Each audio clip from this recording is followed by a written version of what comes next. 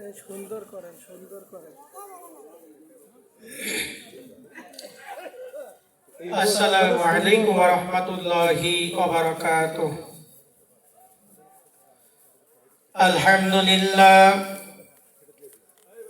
আলহামদুলিল্লাহি নাহমাদুহু ওয়া নাস্তাঈনুহু ওয়া নাস্তাগফিরুহু ونعوذ بالله من شرور أنفسنا ومن سيئات أعمالنا من يهده الله فلا مضل له ومن يضلل فلا هادي له ونشهد أن لا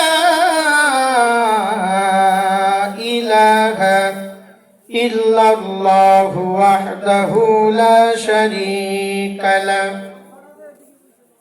ونشهد أن سيدنا وحبيبنا ومولانا محمدا عبده ورسوله الذي أرسله بالحق بشيرا ونذيرا وداعيا إلى الله بإذنه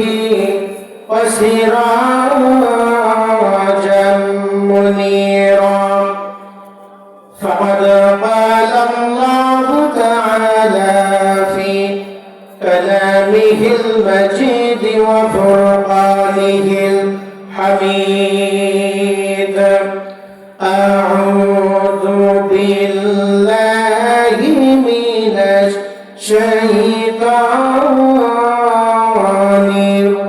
الرجيم بسم الله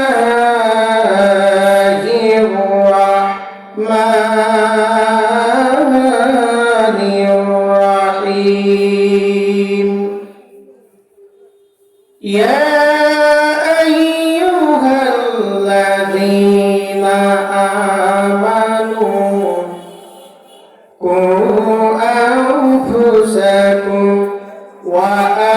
وأهليكم نارا إلى آخر الآية.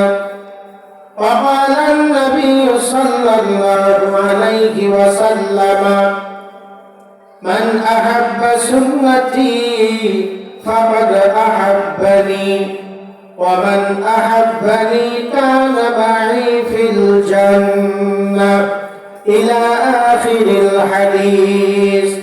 أو كما قال عليه الصلاة والسلام إن الله وملائكته يصلون على النبي يا أيها الذين آمنوا صلوا عليه وسلموا تسليما. اللهم سيدنا مولانا محمد وعلى آل سيدنا مولانا محمد দুনিয়া থাকার জায়গা নয়,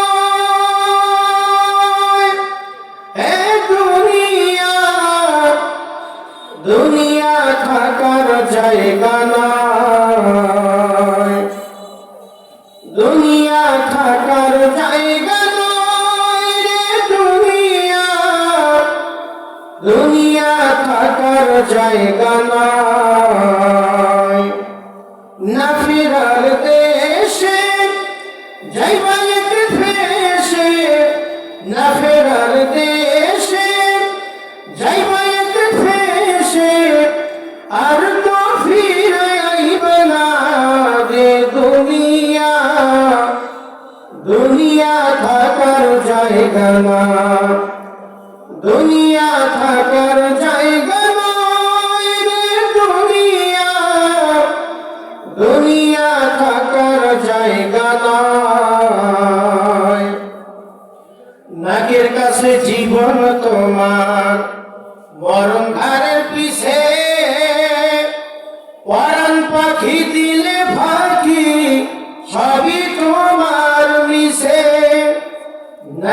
কাছে জীবন তোমার, মরণ ঘরের পিছে পরাণ পাখি দিলে ফাঁকি, সবই তোমার নিছে। চক্ষু দিলে একবার তুমি, হায়রে চক্ষু দিলে একবার তুমি, আর তো ফিরবা না। দুনিয়া দুনিয়া থাকার জায়গা না, দুনিয়া থাকার জায়গা নয় রে দুনিয়া, দুনিয়া থাকার জায়গা না। আলহামদুলিল্লাহ, নিসপাড়া আদর্শ গ্রাম ঈদগাহ হাফিজিয়া মাদ্রাসা হাফেজ ছাত্রদের দস্তরবন্দি উপলক্ষে 2 দিন ব্যাপী ঐতিহাসিক ওয়াজ মাহফিল আজকের প্রথম রজনী। সম্মানিত সভাপতি জনাব মোহাম্মদ রেজাউল ইসলাম, প্রধান অতিথি জনাব মোহাম্মদ মঞ্জুরুল ইসলাম খান বাবু, আরো বিশেষ অতিথি উদ্বোধক ও শুভেচ্ছা বক্তা প্রধান পৃষ্ঠপোষক। আল্লাহ সবার নেক হায়াত দান করুক, সকলে বলি আমিন। আলহামদুলিল্লাহ, আজকে এত সুন্দর একটি মনোরম পরিবেশ। আশা করা যাচ্ছে যে একটা শুকর গুজারের ব্যাপার, যে আল্লাহ রাব্বুল আলামিন আপনাকে আমাকে দুনিয়ার বিভিন্ন কাজ থেকে ফারিগ করে আর একটি কোরআনের বাগানে আসার বসার সুযোগ করেছেন, সেই মহান রব্বুল আলামিনের উপর আপনি আমি শুকর গুজার করি। সকলে বলি আলহামদুলিল্লাহ। সেই সাথে দরুদ প্রেরণ করে দিচ্ছি আপনার আমার নবী, বিশ্ব নবী আকাই নামদার তাজদার মদিনা আহমদ মুস্তাফা হযরত মুহাম্মদুর রাসূলুল্লাহ, সকলে বলি সাল্লাল্লাহু আলাইহি ওয়াসাল্লাম। সম্মানিত উপস্থিতি, আমি যে আয়াতে কারিমা তেলাওয়াত করেছি, অসংখ্য অগণিত হাদিসের মধ্য থেকে একখানা ছোট হাদিস পেশ করেছি। ইনশাআল্লাহ এটার ব্যাখ্যা বলে আমি শেষ করব। এরপরে একটি লক্ষ্য হচ্ছে মহিলা প্রজেক্টর। হ্যালো, মহিলা প্রজেক্টর ঠিক করার জন্য বিশেষভাবে বলা হচ্ছে, জরুরি ভিত্তিতে মহিলা প্রজেক্টর ঠিক করার জন্য বিশেষভাবে বলা হচ্ছে, একটু চালু করে ঠিক করবেন। তো একটি লক্ষ্য বিষয় হচ্ছে, আপনাদের এলাকার মধ্যে মাদ্রাসা আছে, আপনারা ধন্য। আপনাদের এই মাদ্রাসা থেকে শত শত হাফেজ বের হবে, কোরআনের পাখি তৈরি হবে। এই এলাকাবাসী গর্বিত, ঠিক কিনা? তো আল্লাহ রাব্বুল আলামিন যুগে যুগে নবী এবং রাসূল পাঠিয়েছিলেন। সেই নবী এবং রাসূলদের মধ্যে অন্যান্য গ্রন্থ এবং সহিফা নাজিল করেছিলেন, কিন্তু আমরা শেষ নবীর উম্মত হওয়ার কারণে আল্লাহ পাক এমন একটি গ্রন্থ আপনাকে আমাকে দান করেছেন, যেটা ভিতরে থাকলে এবং তেলাওয়াত শুনলে, আলোচনা শুনলে মুসলমানদের ঈমান তাজা হয়। কথা বলে ঠিক কিনা? এই কোরআন এমন একটি কোরআন, যেই কোরআনের মধ্যে বিন্দু পরিমাণ ভুল বাইর করতে পারবেন না। এবং আরেকটি কথা, এই কোরআন কিন্তু যার তার সহ্য হয় না। কথা বলেন ঠিক কিনা? মানুষের অনেক জিনিসে চুলকানি থাকে, দুধে থাকে, এরপরে কচু শাকের মধ্যে থাকে, অনেক জিনিসের মধ্যে চুলকানি থাকে, মানুষের থাকে না। যেরকম কিছু জিনিস মানুষের সয় না, অনুরূপ এই কোরআন এমন একটি কোরআন, যেই কোরআন কিছু কিছু মানুষের সয় না, চুলকানি হতে। কথা বলেন ঠিক কিনা? আমরা এই মাহফিল থেকে একটি বার্তা দিতে চাচ্ছি, এই বাংলাদেশের আনাচে কানাচে, টেকনাফ থেকে তেতুলিয়া, রূপসা থেকে পাথুরিয়া, সুন্দরবন থেকে বান্দরবান পর্যন্ত সারা পৃথিবীর মধ্যে যে কোরআনের গণজোয়ার উঠেছে, আশা করা যাচ্ছে আগামীতে আমরা কোরআনী শাসন দেখব। কিনা? এই কোরআন এমন একটি কোরআন, যেই কোরআনের মধ্যে আয়াতে কারিমাগুলো যত তেলাওয়াত করা হয়, মুসলমানদের ঈমান তত বৃদ্ধি পায়। কথা বলে ঠিক কিনা? যার ঈমান বৃদ্ধি পায় এবং এই কোরআনকে যারা শ্রবণ করে, আল্লাহ তাদের ব্যাপারে কোরআনে কি বলতেছেন, যদি কোরআনকে জিজ্ঞাসা করি দেখি কোরআন তার অ্যানসারে কি বলে। সম্মানিত হাজিরিন, যদি আপনি আমি কোরআনকে জিজ্ঞাসা করি, ও কোরআন, তুমি যে দুনিয়ার মধ্যে এসেছো এবং রাসূলুল্লাহ সাল্লাল্লাহু আলাইহি ওয়াসাল্লামের উপরে নাজিল হয়েছো হেদায়েতের বাণী হিসাবে, ও কোরআন তোমাকে জিজ্ঞাসা করি, যারা কোরআনের আলোচনা শুনবে আর রাসূলের বাণী যারা শুনবে, তাদের ব্যাপারে তুমি কি ফয়সালা দেবে? কোরআন তার অ্যানসারে বলবে, وَإِذَا قُرِئَ الْقُرْآنُ فَاسْتَمِعُوا لَهُ وَأَنصِتُوا لَعَلَّكُمْ তুরহামুন। জোরে বলেন আল্লাহু আকবার। কোরআন তার প্রতি উত্তরে বলতেছে যে যারা আমাকে শ্রবণ করবে আর যারা আমার আলোচনা পর্যবেক্ষণ করবে, যারা কোরআনের মধ্যে, এই কোরআন কিন্তু শুরু হয়েছে বা দিয়ে আর শেষ হয়েছে বিসমিল্লাহ দিয়ে, সিন দিয়ে। কি দিয়ে শেষ হয়েছে? শুরু হচ্ছে বা দিয়ে আর শেষ হচ্ছে সিন দিয়ে। এখন দুইটা যদি আপনি একখানে করেন তাহলে কি হয়? বা সিন বাস, বা জবর সিনে জজম, বাস মানে ক্ষেত্র করো, শেষ। সম্মানিত উপস্থিতি, কোরআনুল কারীম শুরু হলেন বা দিয়ে আর শেষ হলেন সিন দিয়ে। আল্লাহ রাব্বুল আলামিন মুসলমানদেরকে একটা কথা তাকিদ করতেছেন, বা এবং সিন দিয়ে।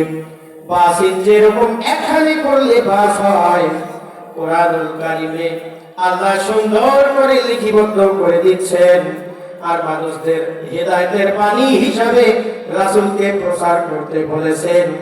বাসিন যেরকম একখানে করলে বাস হয়, তাইলে আল্লাহ এটা দিয়ে মুসলমানদেরকে একটা তাগিদ দিয়েছেন। আল্লাহ বলছেন বাসিন, বাস মানে ক্ষেত্র করো।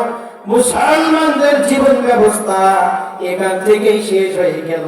রান্নাঘর থেকে শুরু করে সুপ্রিম কোর্ট পর্যন্ত এই কোরআন দিয়ে চলবে। কথা বলেন ঠিক কিনা? বাসিন, বাস মানে শেষ, ক্ষেত্র করো, যথেষ্ট হয়ে গেছে। তাইলে এই কোরআন দিয়ে যদি সবকিছুই চলে, তাইলে আমরা এই কোরআনকে সামনে পার্লামেন্টে দেখতে চাই কিনা? আল্লামা সাইদি একটা কথা বলেছিলেন, পিরোজপুরবাসীকে বলেছিলেন যে তোমরা যদি আমাকে নির্বাচিত করো, আমি তোমাদেরকে রাস্তা দিব না, তোমাদেরকে পেটের ভাত দিব না। আমি একটা কথাই বলার চেষ্টা করব, এই কোরআনকে অতীতে যারা পার্লামেন্টে বলতে পারে নাই, এই কোরআনের কথাগুলো আমি পার্লামেন্টে বলতে চাই। কথা বলে ঠিক কিনা? এই কথাই বলেছিলেন আল্লামা। সে আল্লামা আমাদের কাছ থেকে চির বিদায় নিয়ে চলে গেছেন।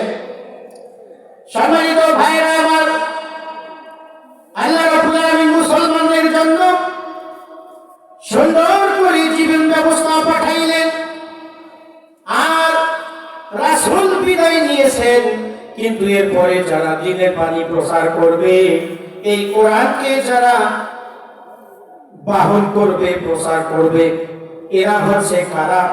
ইন্নাল উলামা ওয়ারাসাতুল আমবিয়া। রাসূলের পরে উলামা ইকরাম যারা আছে তারা প্রচার করবে। কিন্তু আজকে দেখা যাচ্ছে এই কোরআন প্রচার করতে গিয়ে শুক্রবার ইমাম সাহেবকে চিঠি দেয়, ও হুজুর আলোচনা করবেন, একটু দেখে শুনে করবেন। একটি কথা আপনাদের কাছ থেকে আমি জানতে চাই, আপনারা যে ইমাম রেখেছেন তাকে কি অন্ধ রেখেছেন নাকি? চোখে দেখে না? দেখে, কিন্তু তারপরে বলে একটু দেখে শুনে বয়ান করে। আরে হুজুর তো দেখার পর আপনাদের সামনে উপস্থাপনা করে। সম্মানিত হাজিরিন, শুধু ইমামদের দোষ দিলে হবে না, কমিটির দোষ দিলে হবে না, কিন্তু আলেমদের মধ্যে এমন কিছু আলেম আছে যারা গোল আলু আছে, পশ্চিম দিকেও দিলে পশ্চিম দিকে যায়, পূর্ব দিকে দিলে পূর্ব দিকে যায়। কথা বলেন ঠিক কিনা? এইরকম আলেম যারা আছে তারা হচ্ছে কি রকম জানার দরকার আছে না নাই? তো সম্মানিত হাজিরিন, সৌদি আরব ছিলেন তো রাসূলের দেশ। তো এক প্রবাসী চিন্তা করতেছে বাড়ি যাব রাসূলের দেশ থেকে। যদি এমনিতে যাই লোকেরা চিন্তা করবে যে রাসূলের দেশ থেকে আসছে, পাঞ্জাবি নেই, টুপি নাই, এর কপালে কি টুপিও জোটে না? এখন লোকটি চিন্তা করতেছে যে বাড়ি যাব, দেখি একটি পাঞ্জাবি নিয়ে যাব। সম্মানিত ভাইরা আমার, এই লোকটি একটি পাঞ্জাবি কিনেছে আর একটি টুপি কিনেছে, আরো যা কিছু জিনিসের প্রয়োজন সব কিছুই ক্রয় করেছে। যখন বাসার মধ্যে চলে এসেছে, কয়েকদিন পর চিন্তা করতেছে যে আজকে একটু মসজিদের দিকে যাই। এখন সে চিন্তা করতেছে মসজিদের দিকে যাই, একটু নামাজ পড়ে আসি। এখন বেচারা গায়ে দিছে পাঞ্জাবি, মাথার মধ্যে টুপি, টুপির উপরে রুমাল, এর উপরে তাস। বেচারার মুখস্থ কিন্তু শুধুই সূরা নাস। বেচারার মুখস্থ সূরা নাস। পড়তে গেছে মাগরিবের নামাজ। আল্লাহর কি শান! ইমাম গেছে ছুটিতে, মুয়াজ্জিন গেছে বেড়াইতে। ওই দিন লোকেরা বলাবলি করতেছে আজকে ইমামতির দায়িত্ব কার? একজন বলতেছে পাঞ্জাবির জেরুল লম্বাজান, পাঞ্জাবির জেরুল লম্বাজান। সম্মানিত ভাইরা আমার, লক্ষ্য করেন, যখন কিছু লোক বলতেছে ভাই সামনে যাও, লোক কি বলতেছে এতটা ভাও, পাঞ্জাবি লম্বা দেখলেই সামনে যাও, না না যেতে পারবো না। আর একজন মুরব্বী বলতেছে ও বাপ, তোমাকে পিছনে রেখে আমরা যদি সামনে যাই হবে মহাপাপ। একজন বলতেছে যে তোমার পাঞ্জাবির যে ভাব, তোমাকে পিছনে রেখে আমরা সামনে গেলে হবে মহাপাপ, বরং তুমি মারো আর এক ধাপ। এই লোক চিন্তা করতেছে পাঞ্জাবিও লম্বা, মাথার মধ্যে তাস, আমার মুখস্থ শুধু সূরা নাস। চিন্তা করতেছে